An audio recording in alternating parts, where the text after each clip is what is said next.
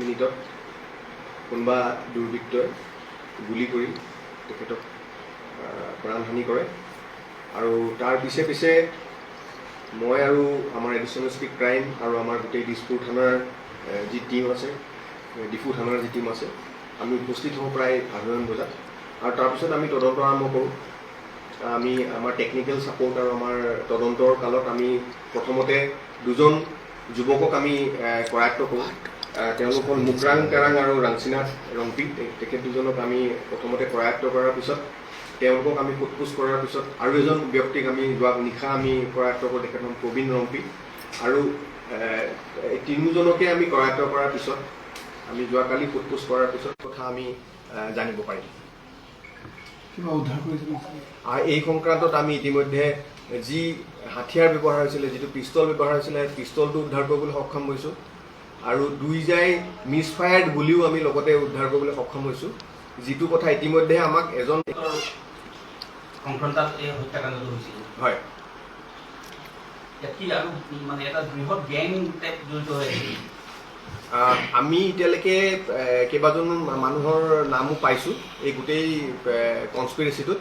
আমি সকলো তথ্য এতিয়া জনাব বিচৰা নাইকিয়া, কাৰণ কিছু লোক ধৰিবলৈ বাকী আছে আৰু হয়তো নতুন কিবা এংগলো আহিব পাৰে। গতিকে আমি 5-6জন মানুহক ইতিমধ্যে আইডেণ্টিফাই কৰিছোঁ আৰু বাকী তদন্তৰ কালত কিবা নতুন থাকিলে আপডেট আপোনালোকক দিম। তেওঁলোকে হাথিয়াৰটো ক'ৰ পৰা যোগাৰ কৰিছিল বুলি গম পায়? আমি গম পোৱা মতে হাথিয়াৰটো তেওঁলোকে ডিমাপুৰৰ পৰা আনিছে বুলি গম পাইছোঁ। ছাৰ, মুকৰাঙৰ পিতৃৰ সৈতে যিহেতু সম্পৰ্ক আছিল বুলি কৈছে আপুনি, গতিকে এই গোটেই ঘটনাটোত মুকৰাং তেৰাং জড়িত থাকিব পাৰে?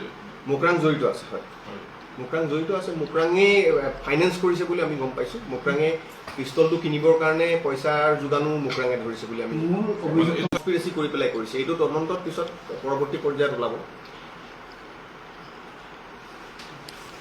আৰু এটা মুকৰাঙে এটা শকত ধনৰ তেওঁলোকক প্ৰলোভন দিয়াটো আমি এতিয়ালৈকে জানিব পাৰিছোঁ। মানে তেওঁৰ সতীৰ্থ। হয় হয়, আৰু এতিয়ালৈকে যি খৰচ হৈছে সেই খৰচো সকলোবিলাক মুকৰাঙেই কৰিছে বুলি আমি আমাৰ তদন্তত আমি পাইছোঁ।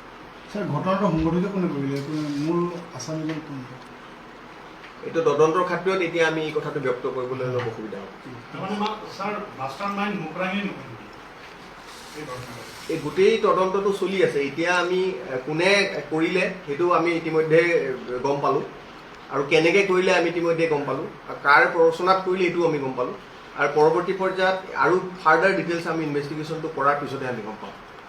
ছাৰ, বৰ্তমান কিমানজন আটক কৰিছে?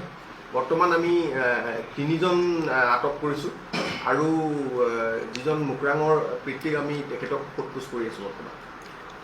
ছাৰ, মুকৰাং তেৰাং, ৰাংচিনা ৰংপি আৰু এজন প্ৰবীণ ৰংপি। প্ৰবীণ ৰংপি, হয়। ছাৰ, প্ৰবীণ ৰংপি কোনোবা কেডাৰৰ বা কিবা সদস্য, প্ৰাক্তন সদস্য? আমি এতিয়ালৈকে জানিব পৰা প্ৰাথমিক তথ্য মতে তেওঁ KPLT কোনোবা এটা গ্ৰুপত তেওঁ সদস্য আছিল বুলি, প্ৰাথমিক সদস্য আছিল বুলি গম পাইছোঁ। এইটো ভেৰিফিকেশ্যন আমি কৰি আছোঁ।